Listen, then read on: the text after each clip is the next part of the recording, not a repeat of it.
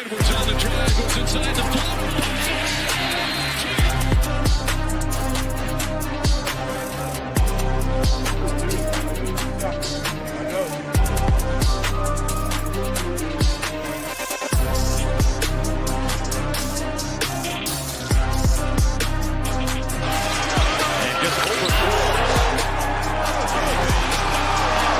Turn him over again. Booker scoops it up. Booker brings the boom.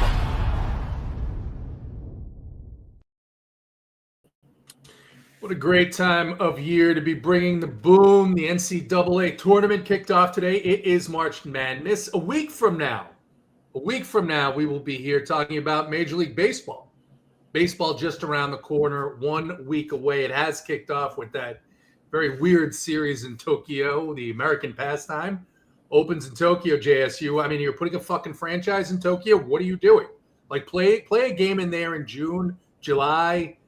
I mean, it's already, you need 9 it was like when they did. It was like when the NFL did the bullshit in Brazil for that Packers-Eagles game, and these guys are all like almost tearing their ACLs on the field, sliding everywhere, and I'm like, oh my God, please, can we please stop this madness? Like, and why is the game 2 weeks before the season or a week before the season? I mean, I guess they need enough time to get over the jet lag because it's like a 14-hour flight to Tokyo, right? I mean, it's the world champions. Why aren't they opening at home in Los Angeles, raising a banner, giving out rings? It's so stupid. Anyway. You know why.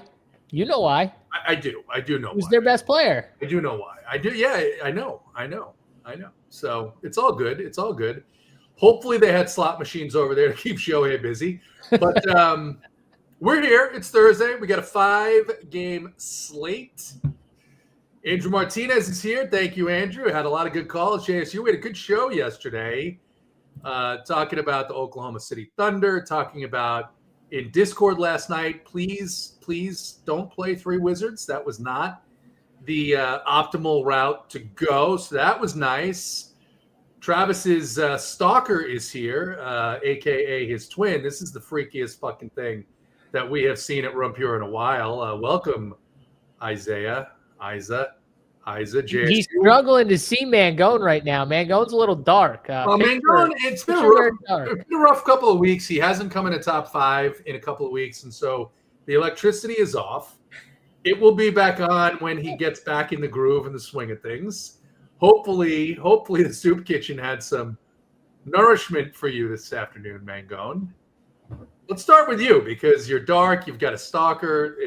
I'm sure you were up all night, either streaming or playing LOL. What's going on? Yeah, it was a good time in the elf spaces last night. JT hanging out with the elves. That was a good time. We got the. You do push-ups all night with the elves? I mean, what's going on there? What? Do you do push-ups all night with the elves? No, I don't do push-ups with them, but I hang out in there. It's a good time. Isn't that what this does? Isn't that what it does? Because I actually, the morning I woke up when you were doing it at like 3 a.m, I said, "What is he doing?"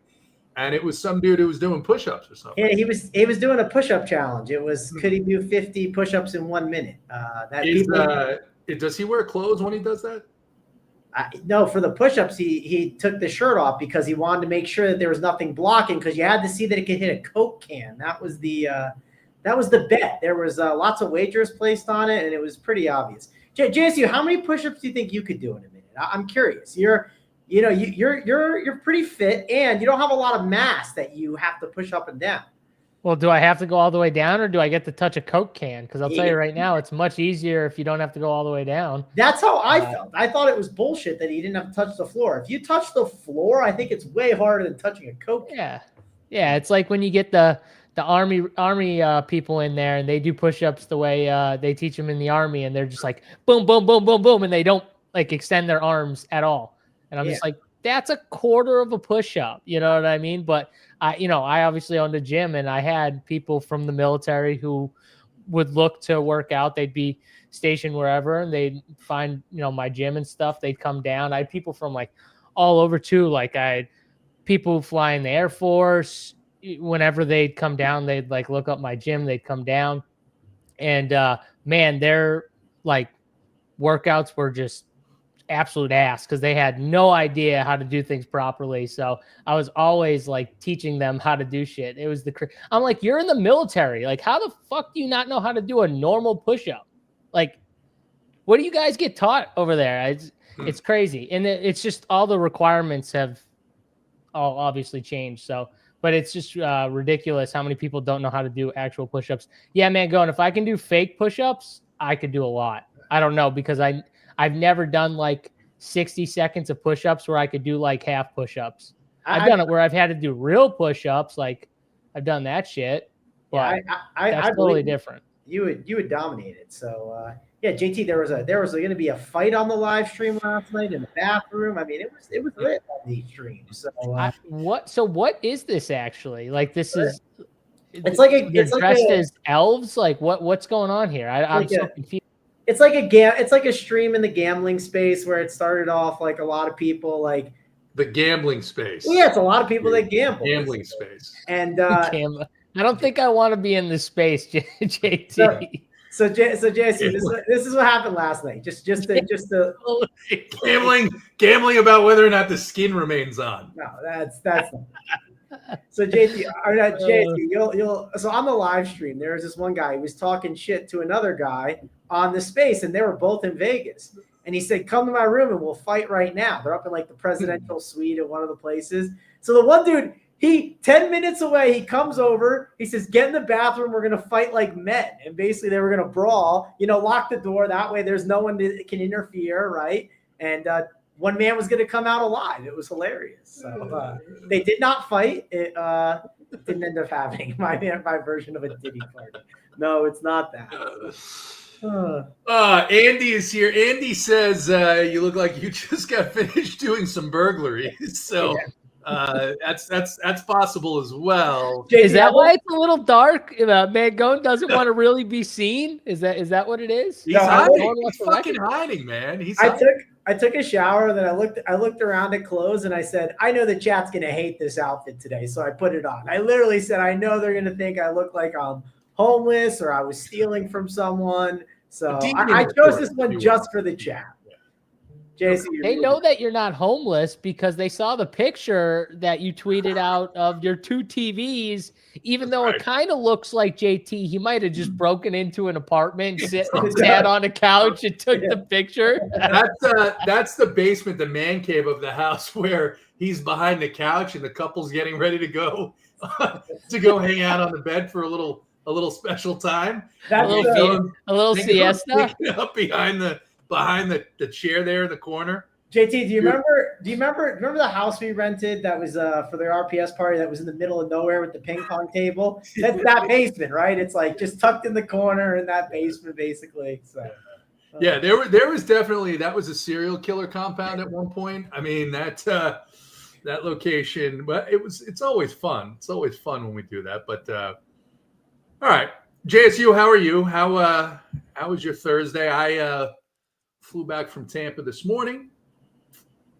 I noticed you were back home. Yep. I see Pooh behind you. I noticed that you're ready to go in your home casa. But Thursday's been good.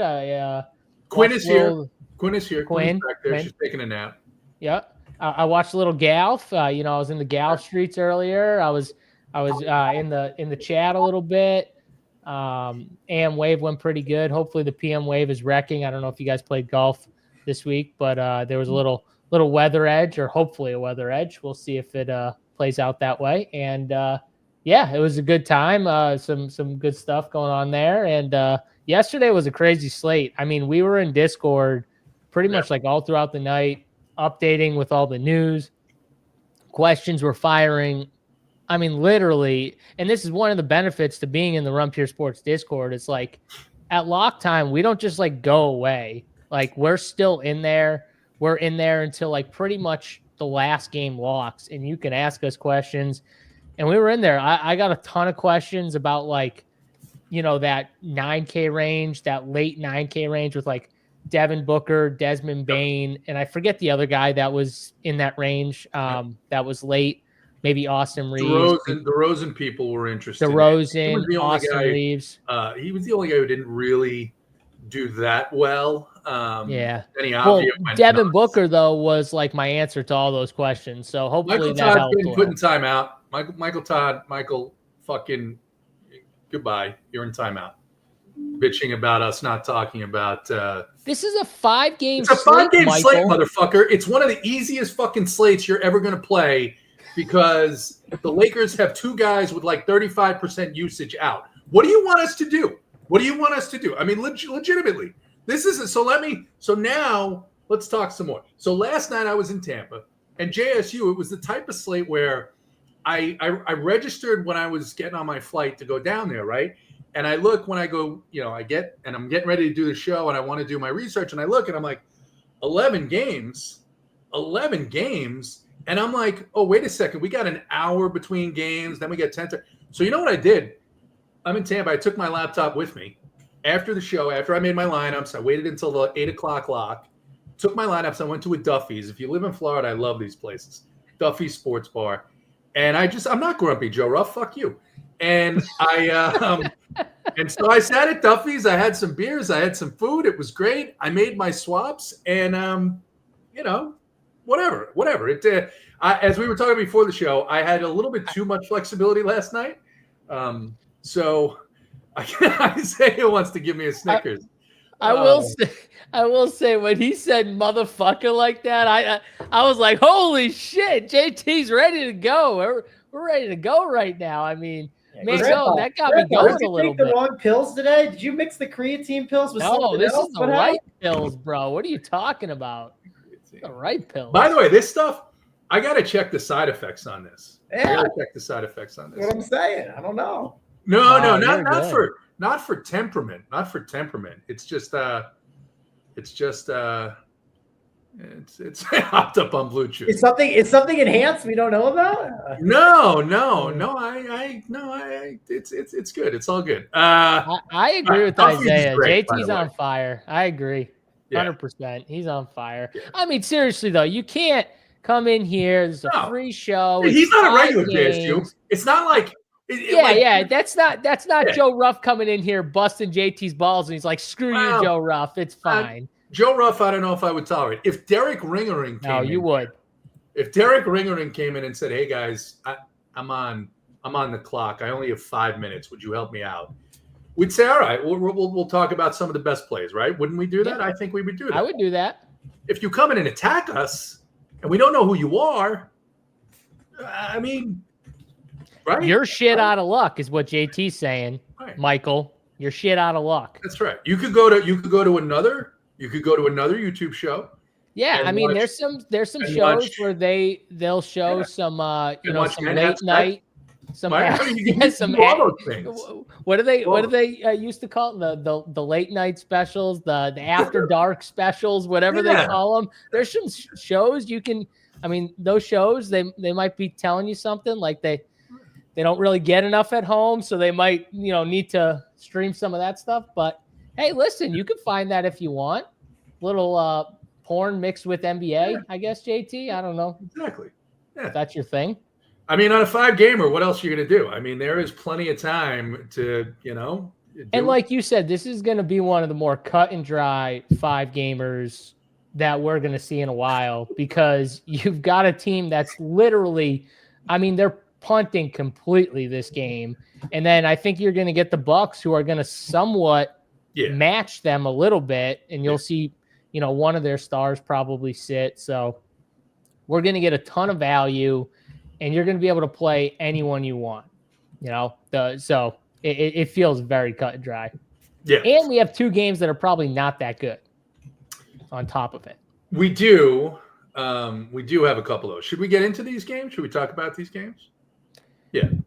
Yeah, why not? All right. All right. I will say, though, Mangone's been pretty quiet, so I'm a little worried. I don't know what's going on. Mangone's usually talkative and very quiet. Well, we know that he can't. We know that he can't see very well right now. Is there something going on with the audio in there? Is there? I'll tell you why. So while JT was dropping, the mother effers on the show. What's wrong with dropping a little MFer? There's nothing wrong with that. I didn't say it. I said while that was happening, I got a Discord notification, and that was from AP. And he said, playbook today. because I started doing the Thursday playbooks like 3-4 weeks ago, and with March Madness, it got carried away. So we're trying to play catch up on the playbook a little bit. We'll get it there. This is a very easy slate, so I'm not super worried. So I'll be AP's trying to pawn off the playbook on Mangone today. That's what's happening. I've been doing it for like probably the past month or so. I forgot it was Thursday, March Madness, right? There's a lot going on. So AP's being nice to you when he says question mark. He was being nice. Yeah, he was helping me out. He was helping me out, giving me the reminder. And again, there's a lot going on with March Madness. So but this will be easy. We'll crank it out fast. Don't worry. Mangone's used to cranking it out fast, so you'll be good to go. Quick and easy. It's Big T knows 3 minutes, and you're in and out. Eric Leiterman wants a little bit of advice. Michael, you just come off timeout and you're going to attack us again. This is not going to go well. I'm gonna let that one slide. Hey, it's America, free speech. It's fine.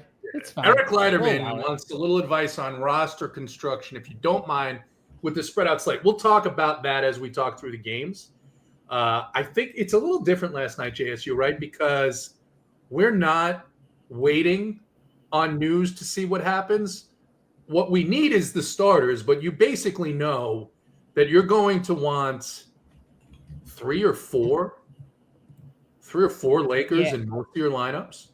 Yeah, and I was talking about this in Discord. So they might have 11 guys, like total, because I'm assuming that Dorian Finney-Smith, who's doubtful, gets ruled out. He's out. And the friggin' other role player who's doubtful. I'm blanking on the dude's name right now. Who's the other guy? Whoever else was ruled doubtful is going to be out. So you're going to have probably 11 Lakers.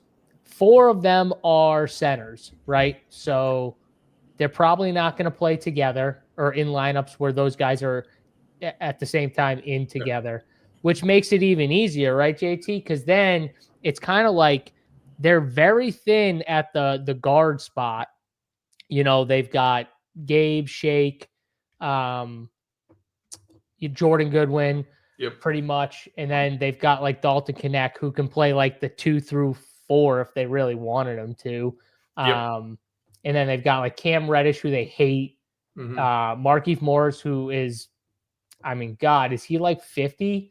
He's so old. He's not but young. he could give him some minutes, I guess, at the 4 if they need it.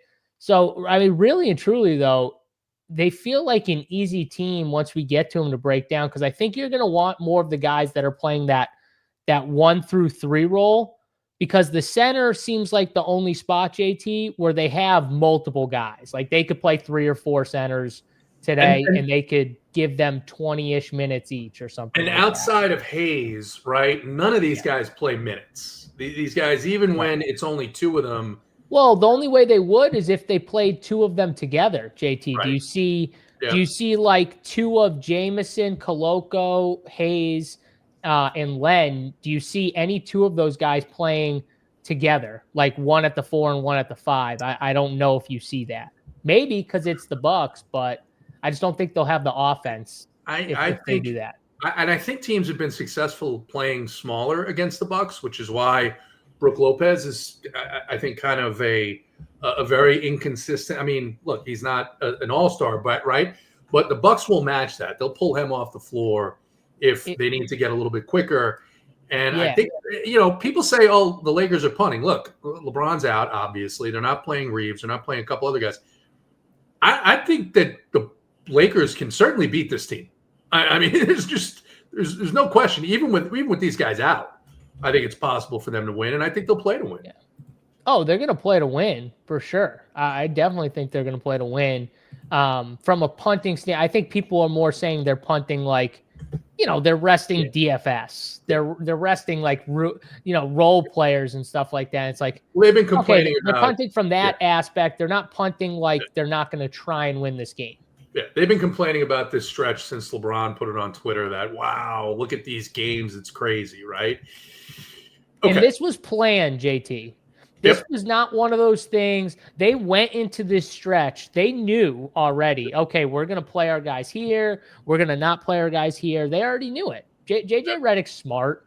You don't think when LeBron is posting something, JJ Redick isn't already fully on board in agreement and they're like talking about it? Even if it's LeBron in JJ's ear, and then JJ's like, oh shit, you're right. Let's make sure we don't overdo our guys. That was talked about. This is very planned. Yep. Okay. Let's get started here with the first game. Guys, if you have any questions, go ahead and drop them in the chat. Knicks at Charlotte. Knicks favored by 7.5, 222 total. And really interesting thing to talk about here. Before we do that, Travis, what is the injury report for this game? Injury report for this game. You said the Knicks and the Charlotte Hornets. I wasn't completely listening, so we're kind of guessing. We did a good job. Yep. Yeah, because I'm trying to get the playbook going. I'm definitely struggling here. Right. But, kudos to you. yeah, but anyways, LaMelo Ball and Miles Bridges, worth mentioning they are both in, right? Because Charlotte, who knows what is ever going on with them, but it's worth mentioning they're in because they're Are they in? Are they in or are they probable, Travis? They're probable. That's in Okay. JTAs. Probable is in JTAs. It means they are now in. Have we not seen people go from probable to out to late scrap? I mean, we've seen that, right, JSU? Yeah, okay, thank you. All right. Shut up, motherfucker. Let's keep going. So, please, Travis, continue. Miles McBride is the big one, right? That is the big one that we're waiting on. He is questionable. Two more guys that are on the injury report are Diabate and Garrett. You could make the case the Diabate stuff could have an impact on the big man situation, but that's the injury news. Miles McBride is the big one that we're waiting on. And one other thing, PJ Tucker has signed a second 10-day contract with the Knicks. I don't know if that's you think that's important? All that important. Well, I think it's worth mentioning because it's on the injury report, Travis. Really? PJ Tucker's worth mentioning? I asked you to cover. But here's the big thing, JSU. The Knicks got smoked last night by San Antonio.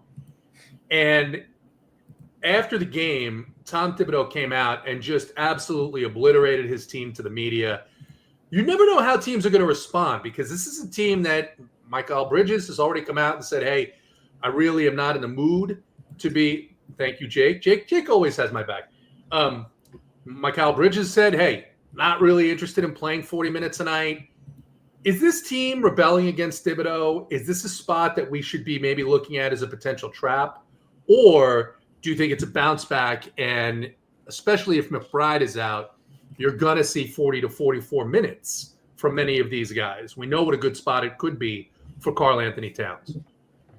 Yeah. So one thing I will just say is if Miles McBride is out, that's going to open up a good chunk of minutes probably for like Cameron Payne, which is very interesting.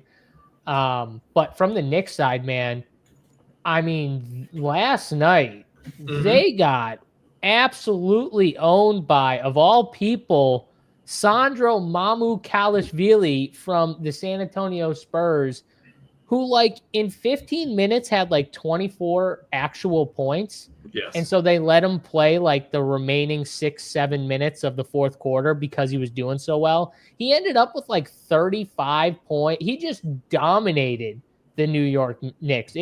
Luckily, I was just following the game like on the tracker because that game was blacked out. I'm actually kind of happy it was blacked out so I didn't have to watch this putrid Knicks team just get owned by Sandro and the Spurs team right now. But that was a bad loss. And I wouldn't be shocked if they went in here and lost to the Hornets. This game's in Charlotte. I think they're 7.5, 8.5 point dogs, somewhere around there, JT. I'm not 100% sure. Charlotte 7.5 point favorites are the Knicks. Okay. Charlotte's on the front end of a back-to-back. They play tomorrow. I think they play in OKC.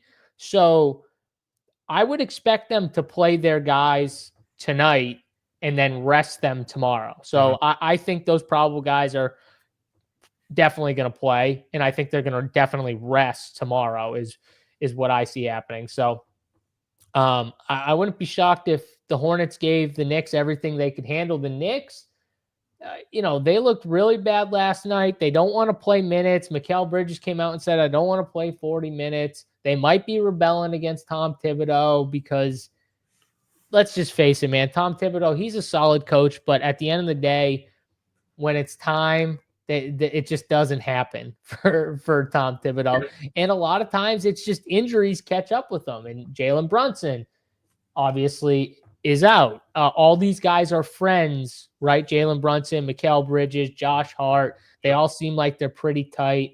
The only one I'm not sure of is Cat, honestly. I'm not sure if Cat is like super tight with these guys. And the only reason why I say that is because after the Golden State game, like everyone's dapping up Draymond Green and Cat's just running in the locker room. It's like, if someone spoke about my teammate that way, I don't think I'm just going over and dapping him up and being super friendly with them if I was really tight with Cat. And that could be part of what's going on too, right? That could there be part might of be some friction there. I'll just say that because it doesn't look good. It no way that looked good. No way Cat loved that. I'll just say that. No way Ant Edwards would be doing that if that happened and he was still on the Timberwolves. Like no way Ant Edwards would go over to Draymond and be just like super cool with him. If he was shit talking Cat like that.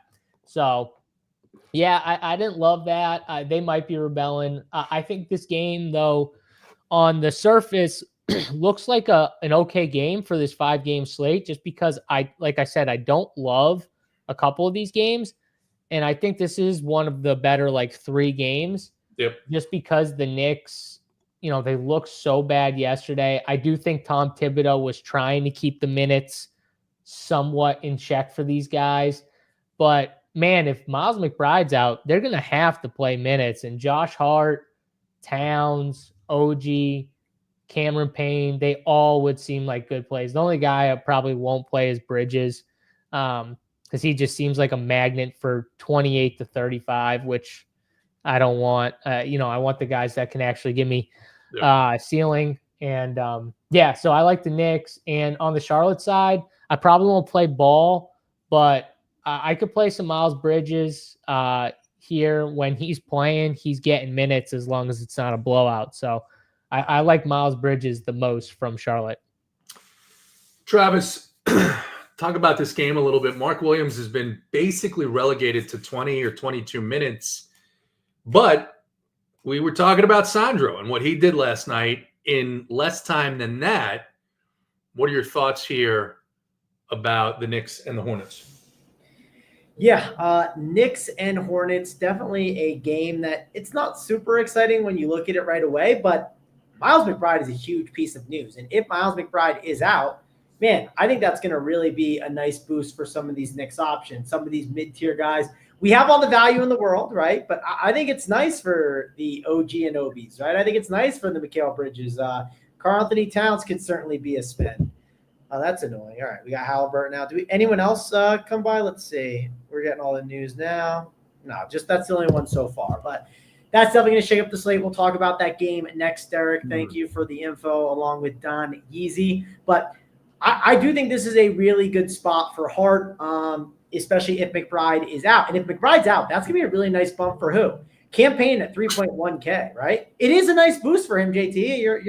I'm laughing because I'm waiting to hear something that we didn't just talk about for 7 minutes. Why can't I talk about stuff? Why am I not allowed to mention it? I won't talk then, JT. You can talk. It's fine. I can't mention the same stuff.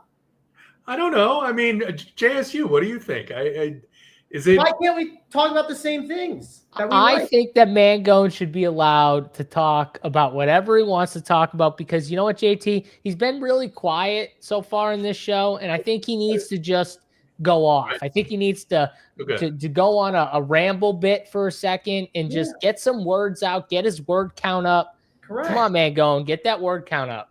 Yeah, I'm just laying the landscape of the Knicks because I actually think the Knicks are going to be a really, really strong team that you might want to push on, JT. You might want to play a ton of them. I think that's my opinion. Do you think it's possible they're rebelling against Tom Thibodeau? You think there's some fraction? I heard you mention that, and I was like, this is just JT spewing some bullshit. I don't think they're rebelling. Okay, all right. Thibodeau. Like, they're not rebelling against him. But no? Okay. No, they're not. They love Thibs, but they love him. Okay. They do love him. Have you not? Sorry, JT's not on Twitter enough to see the podcast with Jalen Brunson and Josh Hart calling Tom Thibodeau while they're on a podcast. You know, they like messing around with him. So yeah, they like messing around with him because it's funny. I don't know if they love Tibbs though. I bet they do. I bet they. But For me, I would say between Bridges and OG, it'd probably be OG would probably be ahead of him. Mainly, I know the price is expensive, right? It's 1K more, but that stock upside that you're going to get with OG, it's just such a great spot. And we like to target big men. I know OG is not a big man, but you get what I'm saying. We want to target those more front court 4 and 5 players. And I do think OG would be a really good play. Of course, so would Josh Hart. I've talked about it a lot, how forward just sucks a lot of the time. We have a lot of spend down guards today that are good. So if we have spend down guards, I want to go up and grab Josh Hart, right? He makes a lot of sense. I want to go grab a Karl Anthony Towns, who's in a great spot. So I'd say the list for me is probably Hart 1, Towns 2, OG 3, and then Bridges 4 if McBride is out. And then let's go to the Charlotte Hornets. I hate playing LaMelo Ball. I talk about it all the time. He's going to be 20% owned. LaMelo Ball on a short slate at 20% against the Knicks. I would much rather just play Miles Bridges. Miles Bridges has been incredible. I know he sat a game, but I think it's a really decent spot for him. So I'm interested in him at 9K. We need spend up forwards. I think I'm going to be spending down at the guard spot a ton. So, yeah, I'm interested in that. B-Nair, I just want to let you know this. You're in timeout for that comment. I know you like to troll, but sometimes you need to be taught a lesson, B-Nair. So 5 minutes, you could take a seat in the penalty box, B-Nair. All right, that's the rest of my breakdown, Jake. B-Nair is in timeout. This is. You gotta let him know, JT. When's the last time B-Nair's been in timeout? It's been a little while. He clearly is not used to the aggressive hand of discipline from you. And God knows he knows. Coordinators are on a power play, baby. Okay. Justice for B-Nair. Okay. B-Nair's attorneys are on their way to district court to see about getting him out a little bit earlier. All right. Next game on the slate. Man going.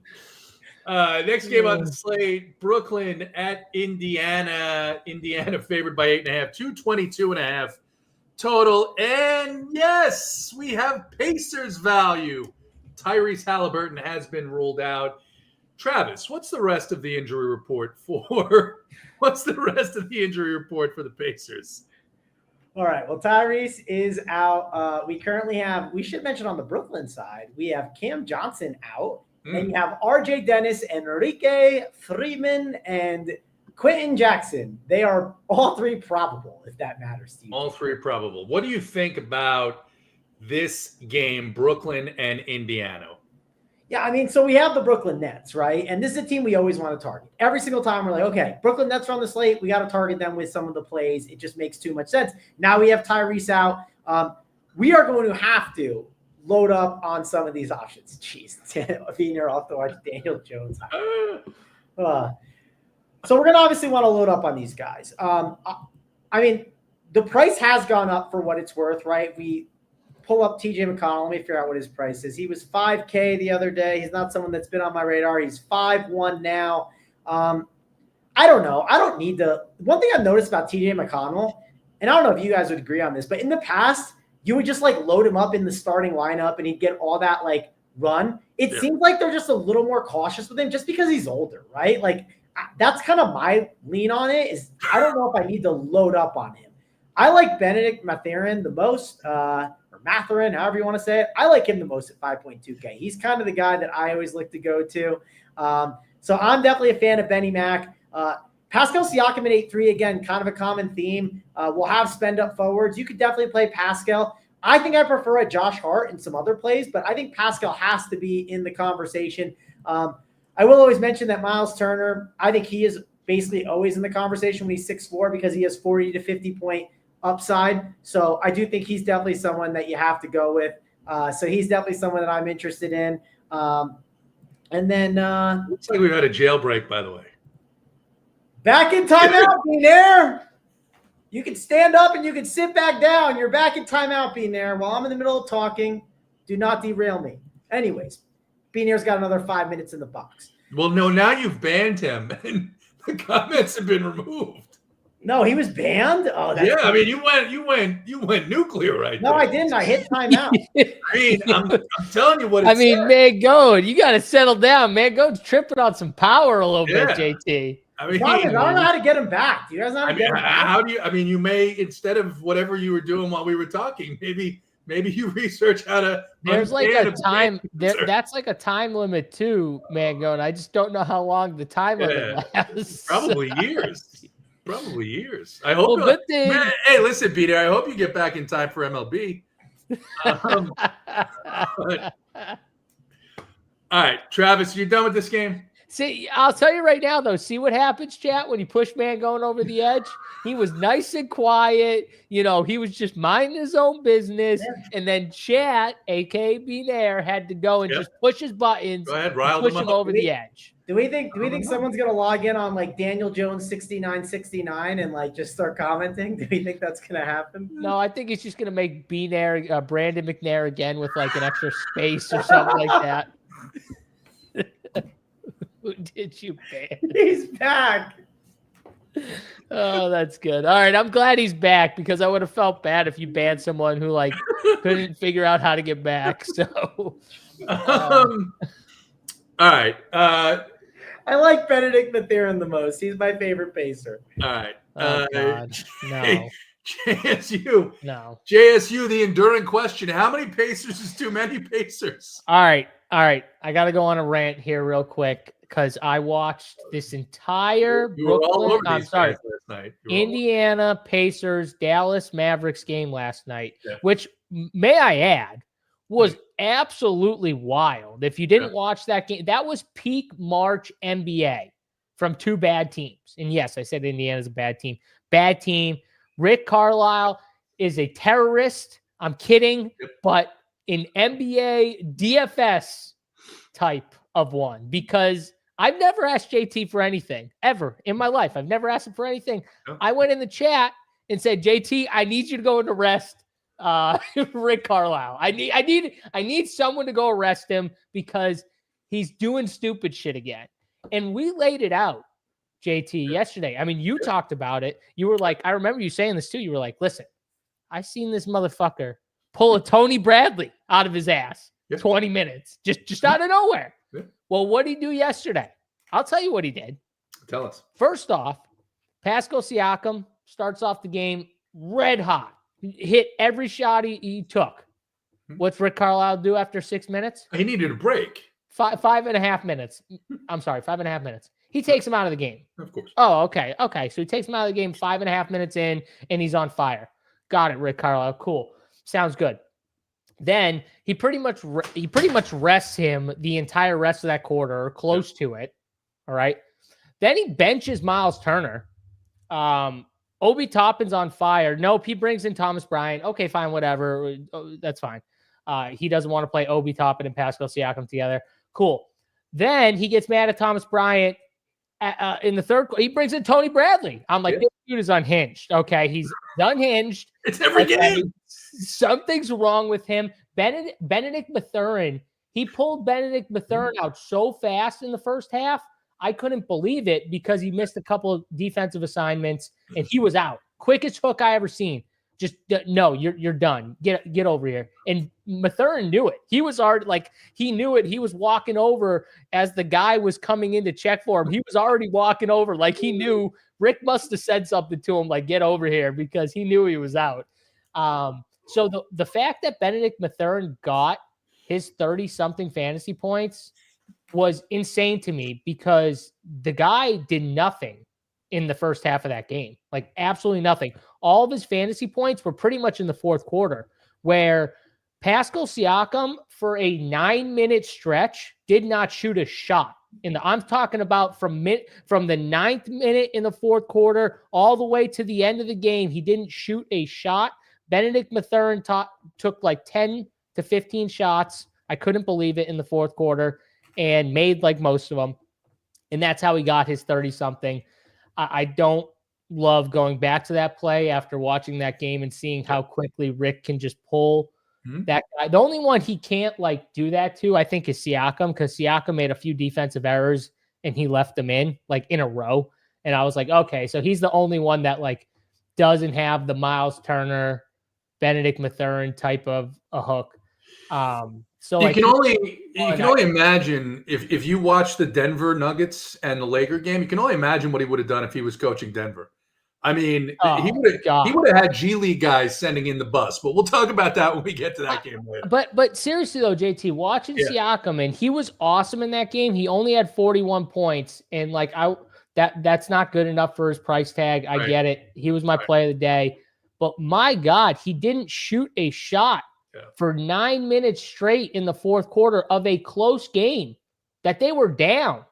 Yeah. They were down after having like an 18-point lead in the beginning of the third quarter. It was so pathetic watching this Indiana Pacers team play. Andrew Nembhard, he's cold at the end of games, but this team is not good. Rick Carlisle, he might be a good like actual coach, like, you know, when it comes to plays and shit like, but maybe his rotations are the worst in basketball. And that's saying something because there's some bad coaches out there and some bad. He is the worst in basketball. It's terrible. It took him till they were down by 12 to the Mavericks with only 8 guys to say, oh, I should play Obi Toppin and Pascal Siakam and go small to counter this Mavericks team. It took him till the 7-minute mark to figure that out in the fourth quarter. I had been screaming at JT for 2 quarters, literally 2 quarters. I'd been screaming, just play Pascal at the 5 with Obi. He wouldn't do it. And they end up winning the game, by the way, once they did that. Shocker. That changed the game. But I hate this team. I want to play Siakam here.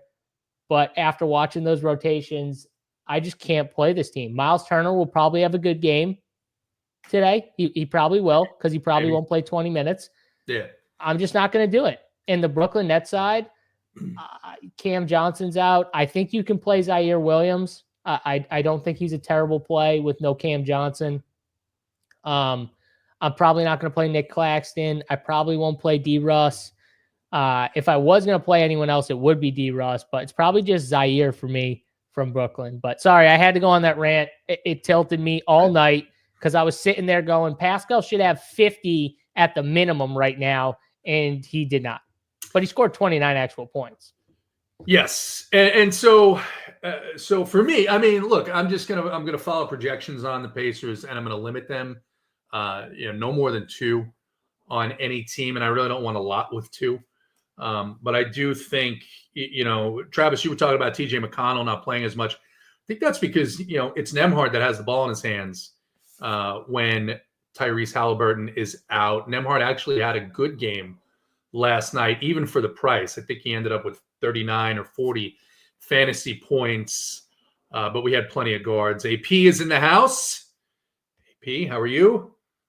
Next game, JSU. Next game is the Bulls on a back-to-back, heading into Sacramento, who is also on a back-to-back. Kings favored by 7, 234.5 total. Travis, injury report time. Bulls and Kings. Yeah, injury report, Bulls and Kings. Your play of the day from the other day, Josh Giddey. He's questionable. Jake LaRavia, he's also questionable. And we are missing Domantas Sabonis. So you can do what you want with that. Maybe it's a Jonas Valanciunas day, but we'll have to talk about it. What about Zach LaVine? Does he look like he's going to play?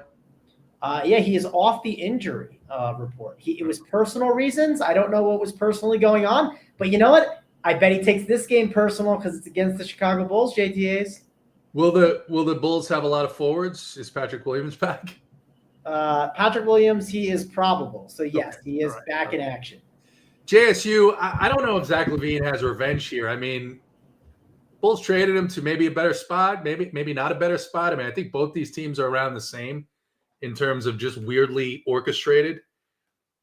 What are your thoughts here on the Bulls and the Kings? By the way, shout out to deer antler spray. That's a pull right there. Mangone tweaking off the deer antler spray. That's a pull right there. I totally forgot about deer antler spray back in the day. So that's a pull. Yeah, that's a good pull right there by Jeremy. Yeah. And I don't know if AP was I don't know if this was a diss Mangone finally rubbed off on JSU. I don't know what that means, AP.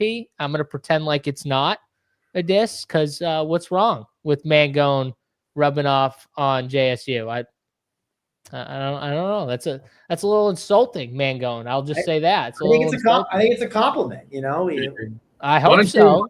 JSU, go turn your lights off and put a beanie on. Hey, I do like wearing beanies. I wear beanies all the time. So take the picture down. That couch has to go. The couch has to go. I am not taking my Rob Gronkowski signed jersey down. I refuse. That's the one thing I'll draw the line at. The couch, fine. Reggie will be pissed though, but that's all right. That's all right. So this game here, Chicago and Sacramento, I do think it's a good spot. I think Giddey, I would assume, is probably very questionable here. He played 30 minutes. You would think on the back end of a back-to-back he would rest. So if he's out, Donovan did say last night that he could play on the second night of a back-to-back. So the only reason why I point that out is I think it's notable that they didn't just rule him out today or say last night. I don't know. Like, it was a weird. Well, that's why I think he's truly questionable. Like, I think he's truly. I don't think it's one of those things where they know one way or another. Like, I think a lot of times when guys get ruled questionable, JT, I think the coach knows 99% of the time if he's going to play the next day or not. I think Giddey's a true questionable because I think they're going to wait for him to go through warm-ups to see how his ankle feels after playing, see if there's any irritation at all after, playing 27, 28 minutes. So it's a weird thing. Just before that's why I say true. It's a weird thing they did with him last night too, because obviously he made him my play of the day. They announced starters and Giddey's not starting. And at that point of the night, I said, look, I can't play an $8,500 backup because now I don't know what the hell they're going to do. But like you said, he came in, it was almost like a Carlisle first rotation. He's in immediately and played 30 minutes. He was fine. He scored well, even for the price, even though he didn't start. But I had to come off him, and I felt good about making that decision. Yeah. But it was a weird thing that the Bulls were doing last night. And like we said last night, they're guaranteed they're going to be in the play-in. So it's not like they're, they're kind of just. They were in a bad spot, JT, because they kind of had no choice, right? There were so many teams just like taking the lid off, saying we're not playing these guys, and we're sitting and pretty much saying like we're tanking hard. And the Bulls didn't they didn't tank hard enough, right? Sitting guys and stuff like that. So yeah, they're in it. So that's why we'll see with Giddey. It was interesting too from a minute standpoint, like maybe a little from Buzelis. Buzelis didn't play as much. Trey Jones, though, still played 32 minutes, which I thought was interesting. Yeah, that is. So it didn't kill his rotation. Kevin Huerter still played 32 minutes. I think these guys are solid plays here against Sacramento. I'm fine with it. I'm probably not going to play Vooch on the back end of a back-to-back. Playing 30 minutes. I probably won't get there. Kobe White seems way too expensive. Even if Giddey were to be out, I don't think I'd play Kobe White. I think I'd just be more on the Trey Jones, Kevin Huerter team, JT, and maybe Buzelis. But that's kind of how I see Chicago and Sacramento. I definitely think this was set up for, Zach LaVine took a day off yesterday. Yeah. Get him fully healthy to play his old team at home. Yep. Zach LaVine night, man, 8,600. It's a little expensive. I will say that, but he's definitely the guy that if I play someone from Sacramento, it's Zach LaVine. And man, I don't know why they don't get this dude Devin Carter more minutes. Every time he plays last night. Dude, every time he plays minutes, he does good. He does good things. They do good. I don't understand what Kirsty's doing. Like, play this man. Like, get him some run, especially with the team you have. Like, why not? Yep. I don't get it. Travis, just bringing you up to speed. We're talking about the Bulls and the Kings. Kings are favored by 7, 230 and a 4.5. We talked a little bit about the fact that Josh Giddey didn't start last night, that he's probably a true questionable here. And we did talk about the fact that Levine is facing his former team, the Bulls. Not sure if this is the first time that he's faced them, but it might be. What are your thoughts on the Bulls and the Kings? Yeah, Levine, definitely you can make the case for it and spend up forwards. I like other ones a little bit more, but he's definitely, like, again, in the conversation because I'm going to spend down for a lot of guards. Kobe White, if Giddey is out, Kobe White would get a really massive boost, right? He's the guy that you'd want to kind of gravitate towards. I think he would be a good play. If Josh Giddey is in, I don't think people are going to adjust enough to that. And I actually think Josh Giddey would be a really good play. I do agree. Probably a true game time decision. We don't really know what's going to happen with that situation. DeRozan, again, another one of those spend up forwards you can get to. Again, he's fine. I think I like him slightly more than Levine. It is a revenge game for DeRozan as well, but obviously it's been a little bit longer. Several years, yeah. Yeah, it's been a little bit longer.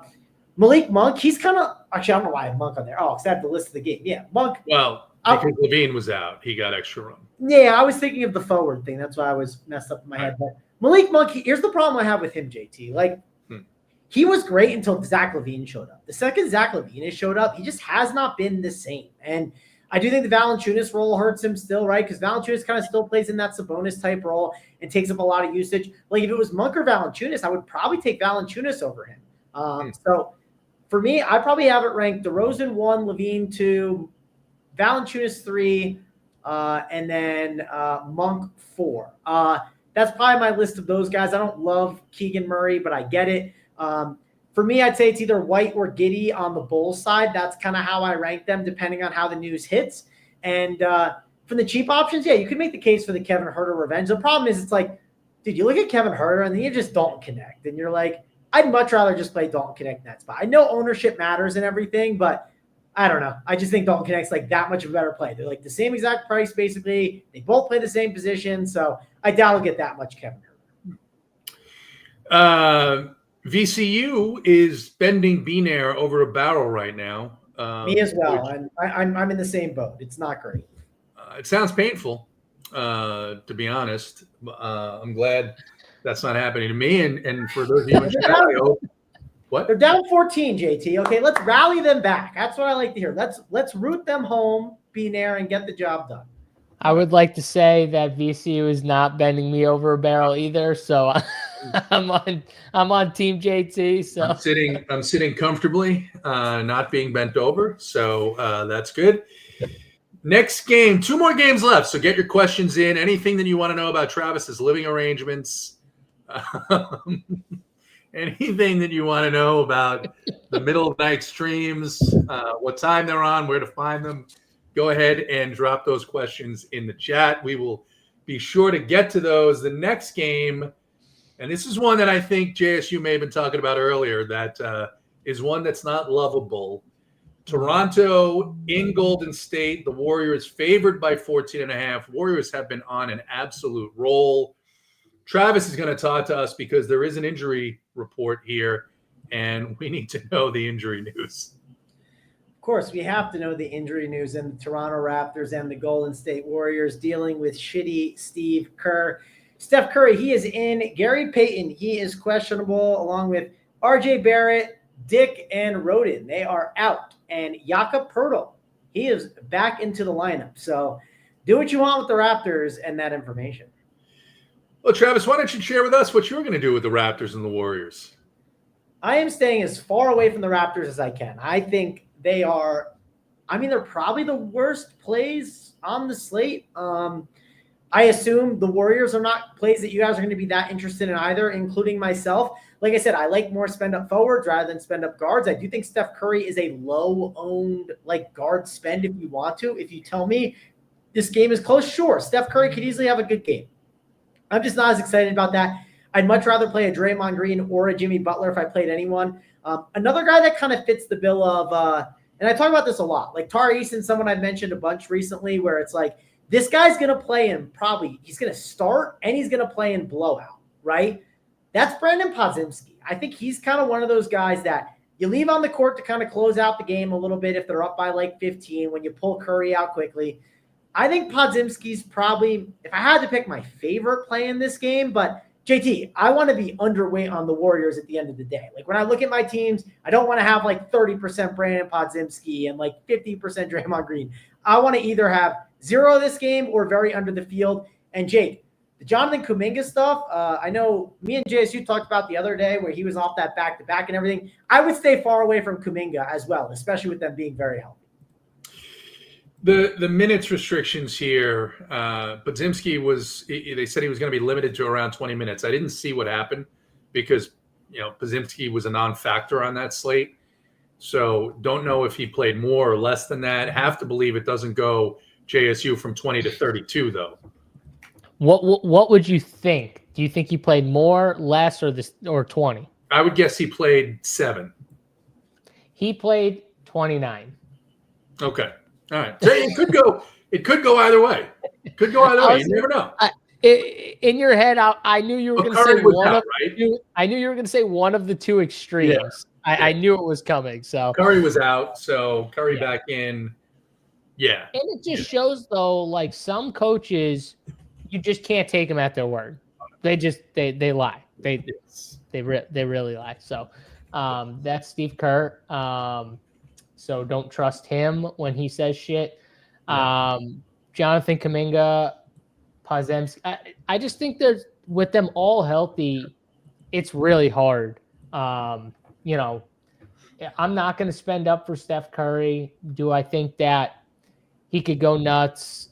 Yeah, he could. He's Steph, 9,200. I could see a big game, but it's just not a game I really want to be that invested in. It feels like the worst game of the slate. I could be totally off here, but you've got, quickly playing 25 to 30 minutes on the Raptor side. Same thing with Scotty Barnes. I mean, if they were playing normal minutes, might be a little different, JT, right. But you might take a shot on a stud, a guy that has right ceiling. They don't really have ceilings at the minutes they're playing. And look, the Warriors have been phenomenal of late. Teams they've not been giving up big games to opposing players. And the Raptors have enough other bodies to just play guys like 20 minutes, 25 minutes. They don't have to push guys. So, it's not like the Dallas from yesterday where it was like they had 8 guys, JT. Yep. Like they had 8. That's it. They couldn't bring in 10. They couldn't play 10 or 11. So those are the spots where I'm like, okay, I can play it. If one of these teams had 8 guys, I'd be in because I know that some of them were going to have to play big minutes. Mm-hmm. That's just not the case with either team. They don't have to. Golden State's at home. They probably blow them out here. Golden State's been playing pretty well, especially since Jimmy's been there.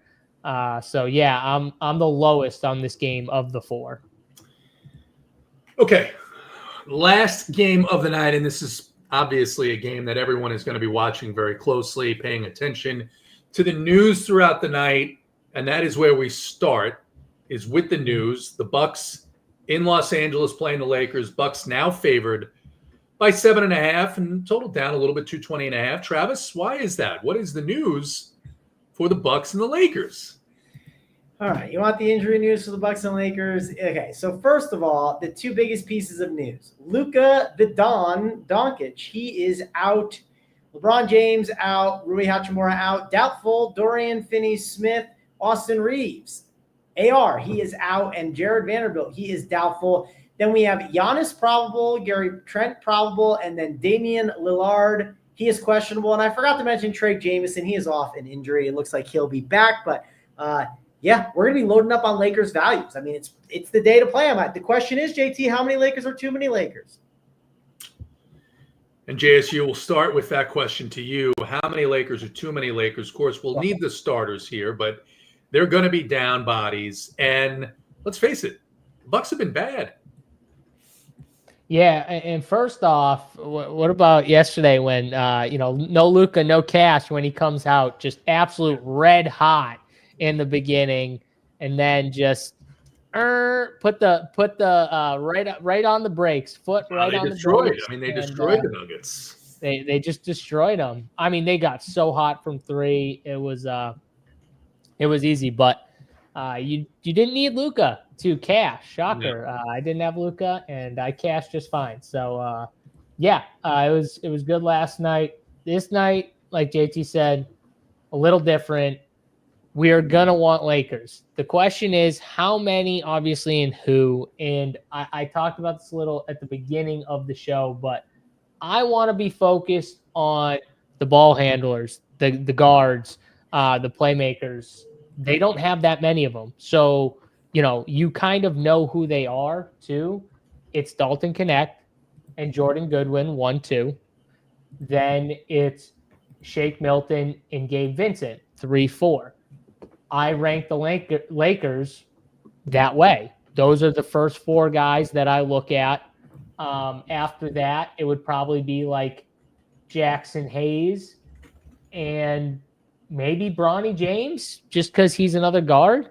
Like, that's how I would rank. I don't want many of the bigs. I don't want the bigs, JT. Like, I kind of want to stay away from the bigs. I want the guys on the perimeter because I do think the Lakers are going to play small, and that means one big on the floor with, only probably a 6-man rotation for the other 4 spots because they got Cam Reddish and Bronny. I would assume they start Dalton, Goodwin, and Gabe, at least those 3 with Jackson Hayes. And then I don't know the 5th guy. The 5th guy is the one that could be any of these. It could be Markieff Morris for all I know. Like that. And so if he started, then I'd throw him in the top 5. But like, that's how I look at the Lakers. Like, I want to be invested in these guards. Shake Milton's going to be a really good play. I might put him 3rd ahead of Gabe. I probably will put him 3rd ahead of Gabe. Just the price point, right? I mean, Milton's got to be the 3? Price and the fact that he's a better like fantasy point producer, in my opinion. Like, I'm more certain Gabe's could play more minutes, but I don't think it's going to be that many more minutes because I think they're just going to need some Shake. I think they're going to need Shake's ball handling out on the floor, especially if they do play small. The only way it would hurt Shake is if they don't end up playing small, JT, and they play big the majority of the game. That would hurt maybe someone like Shake, but which I would don't think surprise us a little bit, right? Given how little they've played some of these centers and forwards. Travis, the last time the Lakers had this situation, I believe it was the game against the Nuggets in Denver that they actually won. And before the game, JJ Redick came out and said, everyone in uniform is going to see court time. And we kind of were like, well, what does that mean? Is this going to be one of those old school Greg Popovich, everyone plays 22 to 26 minutes? And it wasn't. It just meant that, yes, everybody got on the court in some type of rotation, but it was the guards there that you want, of course, different because Austin Reeves was in. What are your thoughts here? And then talk about the fact that Damian Lillard is questionable as well for the Bucks, ruled questionable right after the Lakers ruled out a couple of their key players. Yeah, I mean, that's a big piece of news, right? Because it's on an island, right? And who knows if we don't get all that news right away. And let's say it comes, all the games lock, and then you're stuck without trying to figure that out. You might have to take a little bit of a gamble on that. So that's definitely an interesting aspect. And if Damian Lillard's out, of course, it's going to help Giannis's usage. I think it also helps Kevin Porter Jr. a ton. One guy who I don't know if I love on this slate, but I will just mention Taurean Prince has shown upside in that starting lineup as a dirt cheap option. You will just make the argument, listen, Lakers will be better values overall, but he's not someone I'm taking out of the pool. I take guys like Gary Trent Jr. out of the pool. I don't love him. I think Taurean Prince just has way more upside, and they're pretty much just similar plays right now. So, but the Lakers side, let's talk about that. I want to focus, I think, the most on one, Dalton Connect. I would likely play him a ton. He's going to be one of my highest owned guys. He's probably the best play. Then it's trying to decipher the guards, right? Jordan Goodwin, Gabe Vincent, Shake Milton. I think they're all really strong plays that we have to look at. I know Markieff Morris is popping. I don't know how you guys feel about the Markieff Morris thing. Jackson Hayes, he's just a little bit pricier. But overall, I mean, I think you absolutely have to load up on Lakers. I think it's a day you're probably going to want 3 of them in your lineups. I think the number is going to be 3, mainly because if you look at the slate, I'm not dying to play Kings.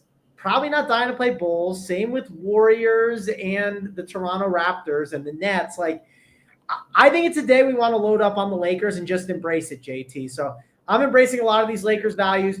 Dalton Connect's number 1, and then I'm leaning more on the guards. Probably Jordan Goodwin 2, Shake Milton 3, Gabe Vincent 4. I don't know what I'm doing with Markieff Morris still. I know he's popping a little bit right now. I think they're projecting him to start, man, going at the 4. I know. Are you like buying that completely? I mean, I think I am buying that they start that way. I'm not buying that they finish that way, if that makes sense. Yeah, I guess like I see his projection and it's like at least over 25 all around the industry. And I don't know if I'm just buying it. In his prime, Markieff Morris could start and play 34 minutes and score 10 fantasy points. No, so, I know.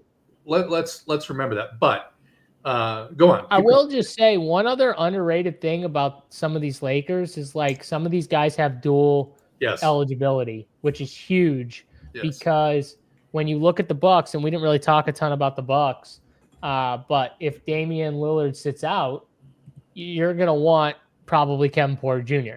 You know what I mean? And that could also mean like maybe someone like a Ryan Rollins starts. You know, those are point guards, you know, so you will have flexibility to play a lot of these guards because some of these Lakers guards we're talking about also have small forward eligibility, which is huge. You know, Dalton Connect, Jordan Goodwin, both have small forward eligibility. So you're going to want a lot of guards from this game, in my opinion. Like outside of Giannis, you know, if you want to play Giannis, like it's going to be all guards for me pretty much. And JSU, kind of to your point and like the point I've been saying throughout the show about like spending up on forwards, like if you just look at the options that we have been given on the slate when it comes to just spend up options, of course, Giannis is one of the best spends. But when you only sort by like guards, there's not a lot of ways to get different as much with your guards, right? With Curry, you got LaMelo Ball. Like the point I'm getting at is there's a lot of forwards you can mix in. Do that with the whole slate though. Go to the top and show me all the studs that are out. Like literally, it's 3/4 of the studs that are out or questionable tonight. I think I'm just mentioning the point, like those like second tier guys, like in that 8K-ish range and stuff. There's a lot more forwards I prefer than the guards, I guess. That's why I just think it's going to be I agree. A day where I spend down more at my guard and I spend up more. I'll say this, 2 guys that I would definitely be playing at the forward position specifically is like Dalton Connect. I mean, of course, you can easily play him at shooting guard, but I would much prefer him at small forward, and Benedict Mathurin as well. He's another guy I'd rather just throw in the forward spot if I can. That way I'm not destroying my guard spots up. But yeah, I mean, this is more my point. Like Luka out, Austin Reeves out, Jalen Brunson out, Halliburton out, Damian Lillard, I think he's going to be out. Josh Giddey, questionable, very questionable in my opinion. So I just rambled off. I think 9 of the top 10 guards on the slate outside of Steph Curry are all questionable or out. Like that's pretty wild. Deuce McBride is a game time decision. Miles Bridges and LaMelo Ball. That's another guard. Campaign starts. You're going to want some campaign. So it's interesting. Miles Bridges, LaMelo Ball will play. Musa Diabate will play. Marcus Garrett has been ruled out. We're going to do the plays of the day. What's wrong? What's wrong, JSU? Oh, Marcus Garrett being out, you know, it's he plays minutes for this team. I'm a little mad. Okay. Couple of things. People are asking, and people have asked about roster construction. Personally, I am 2 per team except for the Lakers, I think, as of right now. Lakers, I'm going to see what I get before I consider capping. I think Travis is right. It's probably 3 is the number, probably, although I may let some 4s sneak in just in case. But I think also that's a little bit thin because there isn't a lot to pay up for, right? You have Giannis, everyone else is pretty much mid-range outside of Cat. And then what I am going to do, because I'm looking at this New York Knicks Charlotte game, and no one's going to play these guys. I mean, maybe they'll play some Knicks if McBride is out. But This is a home game for Charlotte against the Knicks. It's probably a big draw. Probably going to have a big crowd. I'm going to make some 5-man game stacks of this game. And for my 150, just in the event that the Knicks back-to-back, little friction, come out a little flat. And these Charlotte guys, like you said, JSU, I'm buying into that. They play tonight. They sit tomorrow in OKC because it's a road game. And Mark Williams, I think, is an underrated play on this slate. JT, one thing I will say from what you said about besides the Lakers 2-manning, if Miles McBride is out, I would make the Knicks higher than 2 because that's going to open up a value, and then I think you're going to want 2 Knicks studs, to be honest with you. So definitely for those 5-mans, I'm going to leave 3 from either one of those teams. Yes.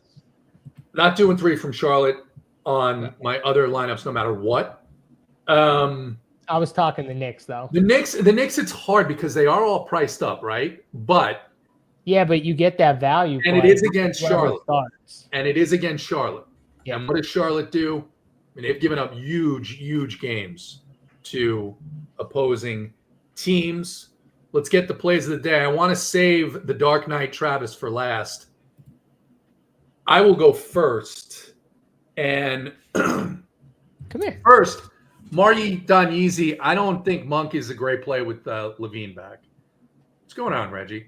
What's going on, Reggie? He wanted to get back in the camera. People were asking for him. Absolutely. Yeah. He understands. He understands the pull of the limelight. That's right. He loves it. My play of the day is Mark Williams. Hasn't been playing a lot of minutes. I think he gets a couple extra minutes here. And I think the Knicks team is going to struggle defensively down the stretch. JSU. I agree, Derek. I think he liked the Mark Williams call. I agree. No doubt. Quinn, where's Quinn? Quinn went to daycare today, and she is asleep, passed out next to me on the floor, laying like this. So it's time for a nap for Quinn. We're gonna eat here after this, so she's waiting for dinner. Travis. All right, there you go. Travis, who is the sweet Travis, the Dulce Travis, no electricity play of the day. Yeah, the play that's going to turn the electricity back on. It is a guy that's a spark plug, JT. Yeah, he better be. Who's the guy that has a lot of energy on the court tonight? That's Josh Hart, baby. We're taking Josh Hart against the Charlotte Hornets, man. He's play. Man, Goat stealing my plays. Sorry. Oh, man, Goat. It's a good play, though. I mean, so you weren't paying attention to any of that? No, I wasn't paying attention. I was actually tilting the Shulgis stuff. He's not doing well. I'm very upset by it. Beanair was wondering if it was going to be Torian Prince. So no. It's not the right Torian Prince slate, but he's not the worst guy. Okay. I mean, What is the right Torian Prince slate? when you're struggling for values and you just need like the punts and everything, That is not this slate. No, I know. That's why I said it's not the right slate for sure. But like, I'll just say this: if you got a sprinkle of 5%, I wouldn't say like don't play him. Like, Okay, so I'll give my play. Man, Goat stole my play. I'm gonna go to the same team, but I'm gonna go with Cat, Karl Anthony Towns, 9,700. Honestly, I like the Knicks here. Outside of the Lakers-Milwaukee game, I think the Knicks are my second favorite team, and hopefully McBride's out, and then we just load up on those 2 spots and call it a night here. Would it be too much to ask for just one night of maybe double overtime in Charlotte? I mean, we might get that tonight, JT. I think tonight's a close game. I think so too. I would hammer Charlotte plus 7.5. Yeah, I like it. Okay. So as always, we will be in Discord. Core plays are going to be going up. I've got DC's core tonight, so that will be in the core play spot. For JSU, for Sweet Travis, for Reggie, and for Quinn, good luck in your contests. We will see you in Discord.